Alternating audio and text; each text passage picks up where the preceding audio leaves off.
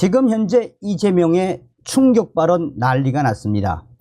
민경우 전 비상대책위원이 북한 말을 쓰는 이재명을 박살내며 충격 정체에 대해 역설을 했습니다.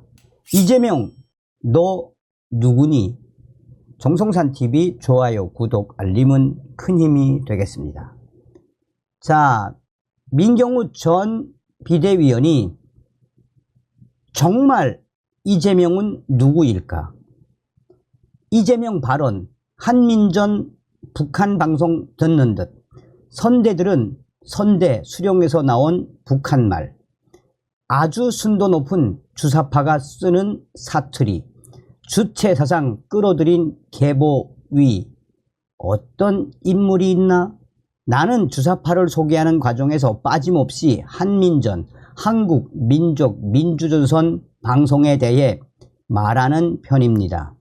한민전 방송은 1985년에서 2000년 정도까지 한국의 주사파 운동을 좌지우지했던 북한 라디오 방송입니다.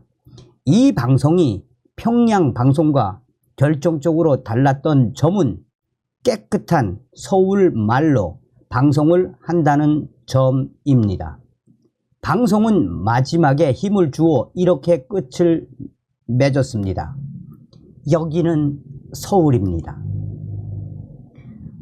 필자를 포함해 주사파, 김일성 주체사상을 지도 이념으로 삼은 남한의 반체제 운동 세력, 주사파 학생운동이 이 멘트에 속아 북한의 한민전이 북한 라디오 방송이 아니라 한국의 애국적 전위대가 서울에서 보내는 방송이라고 믿었습니다. 저는 주사파 운동에 미친 결정적인 문구를 고르라면 단연코 위 멘트를 꼽을 것 같습니다. 여기는 서울입니다. 이재명이는 충격적인 발언을 했습니다. 선대들, 우리 북한의 김정일 또 김일성 주석의 노력들이 폄훼되지 않도록, 훼손되지 않도록 애써야 할 것. 저는 정말로 귀를 의심했습니다. 마치 80년대 후반 1번째 라디오를 타고 들려오는 한민전, 북한 방송을 듣는 듯 했습니다. 첫째, 선대들은 선대 수령에서 나온 말입니다. 북한은 혁명을 대를 이어 지속해야 한다고 강조합니다. 그리고 그 혁명은 수령의 영도에 따라 진행되어야 한다고 생각합니다. 이로부터 수령의 단어 앞에 선대라는 말을 붙입니다. 즉, 선대라는 말은 특별히 북한에서 쓰는 말입니다. 말은 입에 붙어야 합니다. 선대라는 말을 쓸 때는 입이 붙어 있어야 하는데 이를 위해서는 어떤 형태로든 그 말을 자주 사용해야 합니다. 그렇다면 이재명 대표는 남한에서는 쓰지도 않는 북한 말을 자주 사용했다는 의미가 되겠습니다. 둘째, 우리 북한에 대해서는 생략하겠습니다. 셋째, 김정일, 김일성의 노력들이 폄훼되지 않도록 이 부분입니다. 말 자체는 북한발 위협에 대응하는 과정에서 나왔습니다.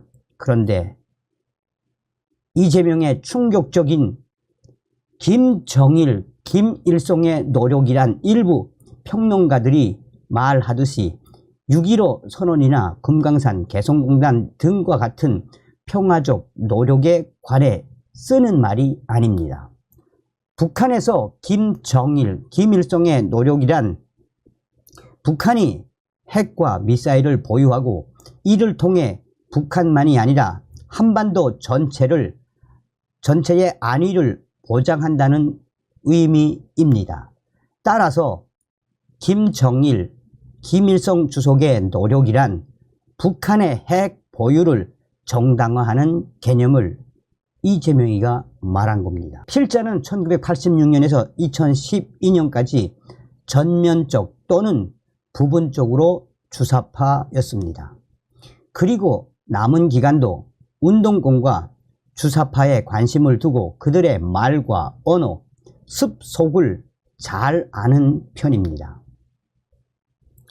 이날 이재명 대표의 발언은 남한의 주사파 중 아주 순도가 높은 주사파들이 쓰는 일종의 사투리입니다.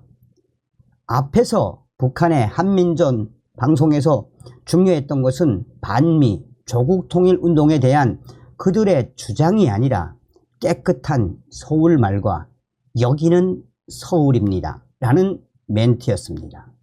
전자보다 후자가 100배 중요합니다. 이재명 대표의 말도 매우 유사합니다.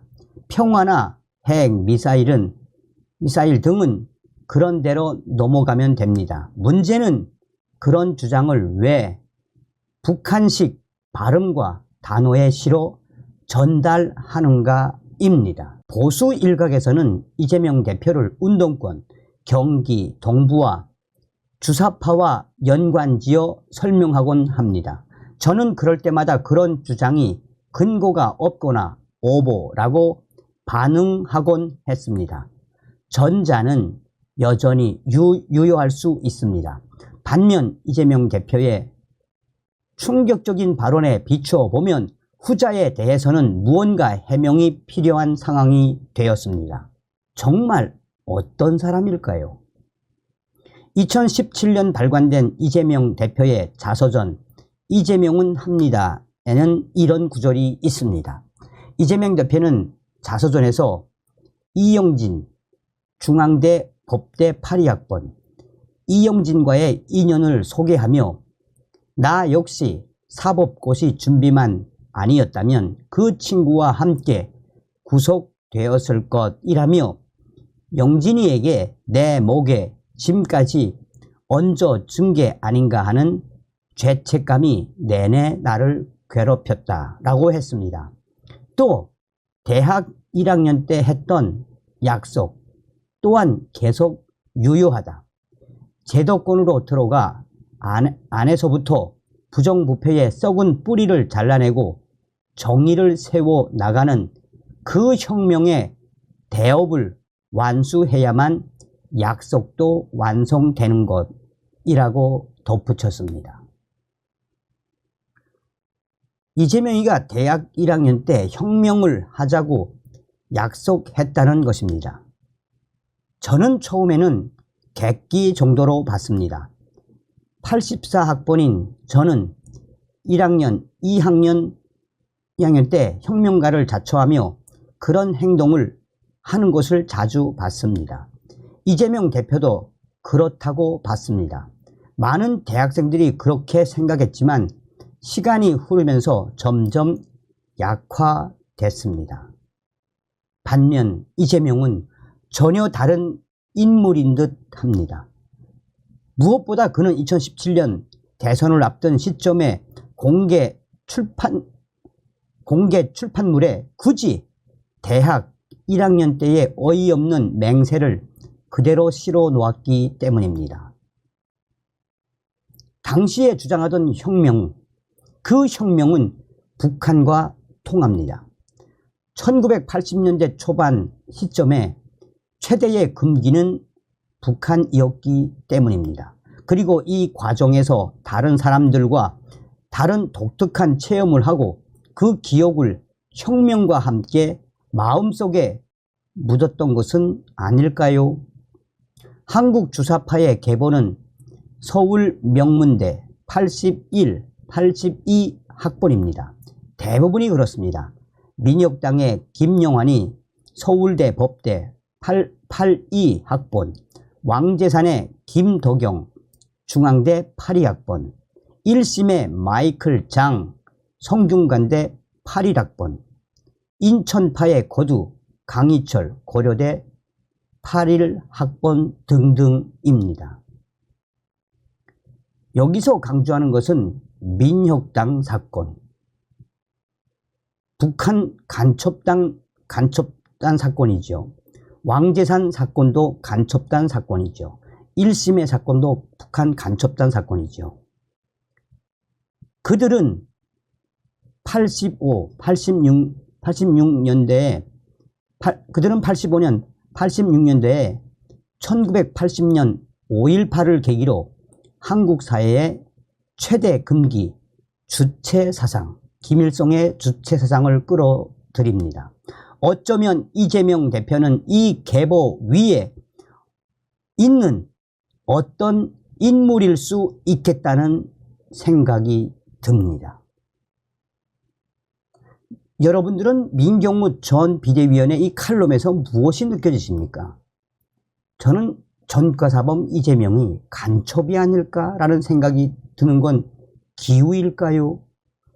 어쨌든 이재명을 박살낸 민경무 전 비대위원. 민경무 전 비대위원이 어떤 사람입니까? 다음 시간에 뵙겠습니다. 멸공. 정성산TV 좋아요, 구독, 알림은 큰 힘이 됩니다. 후원해주시는 모든 분들께 가열차게 멸공.